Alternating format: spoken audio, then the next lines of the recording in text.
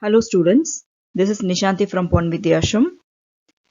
This video is part 3 on physical world. Please refer part 1 and part 2 videos before go ahead with this video. Okay, in this video we are going to see about what is conserved quantities and 4 types of conservation laws. Conserved quantities. What do you mean by this? See, physical quantities that remain constant with time are called conserved quantities. Okay. So physical quantities that remain constant with time are called conserved quantities. Okay. Example, for a body under external force, the kinetic and potential energy change over time, but the total mechanical energy remains constant. Okay. So whatever the changes may be, but ultimately the mechanical energy or a total energy remains constant. Okay, this conserved quantities can be scalar or vector. A conservation law is a hypothesis based on observation and experiments. It is important to remember that a conservation law cannot be proved. It can be verified or disproved by experiments. There are 4 laws of conservation in classical physics.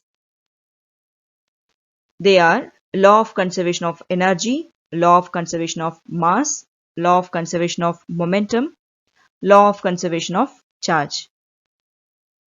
Law of conservation of energy.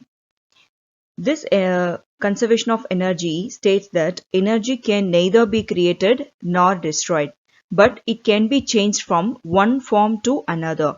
That is, total sum of all kinds of energy in this universe remains same.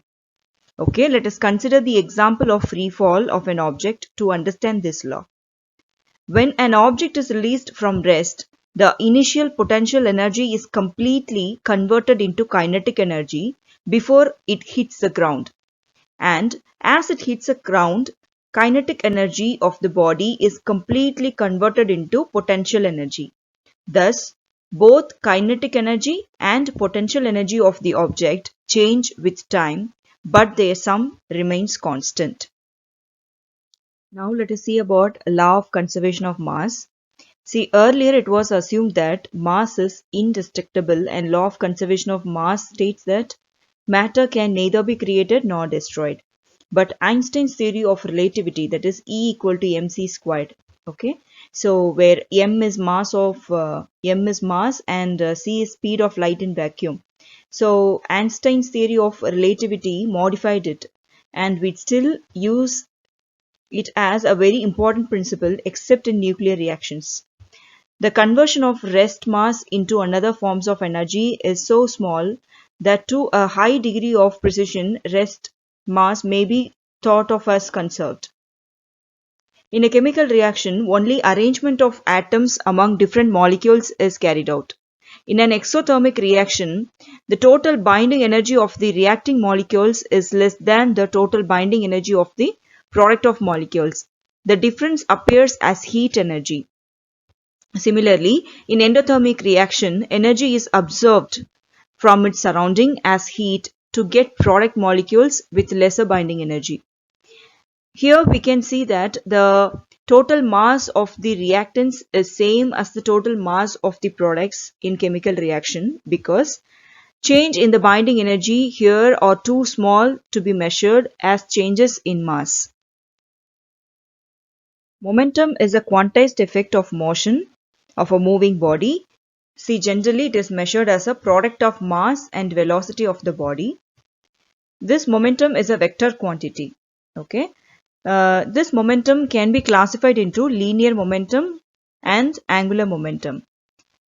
This both law of conservation of linear momentum and angular momentum are derived from Newton's law of motion in mechanics. Let us see first law of conservation of linear momentum. This law states that if no external force acts on a system, then its linear momentum remains constant.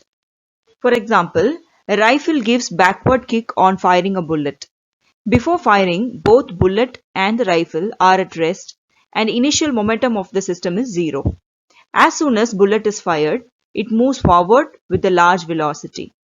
In order to conserve momentum, the rifle moves backward with such a velocity that the final momentum of the system is zero. Now let us see about law of conservation of angular momentum.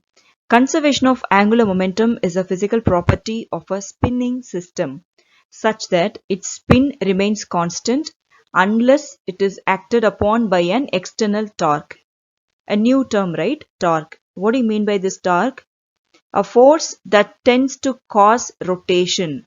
I repeat, a force that tends to cause rotation is called torque.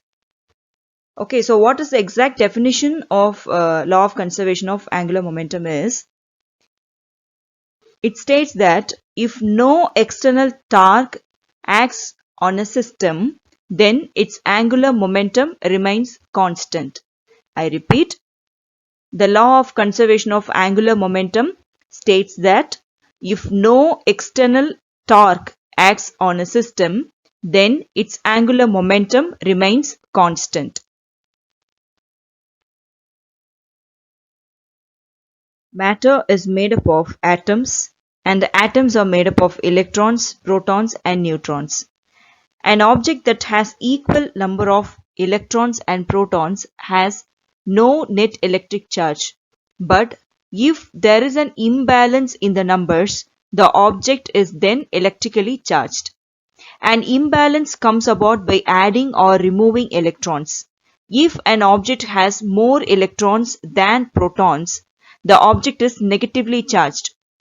If it has less electrons than protons, the object is positively charged. Law of conservation of charge states that the charges can neither be created nor destroyed, but are simply transferred from one body to another. Principle of conservation of charge applies to particles from large scale to atomic or nuclear scale. So, it is a basic law of conservation in nature. Okay students, what we discussed in this video, we spoke about the conserved quantities and laws of conservation. Okay, see, law of conservation are the most significant law in science, as this law is universal, applicable from microscopic level to macroscopic level. Okay, so with this your physical world chapter got over.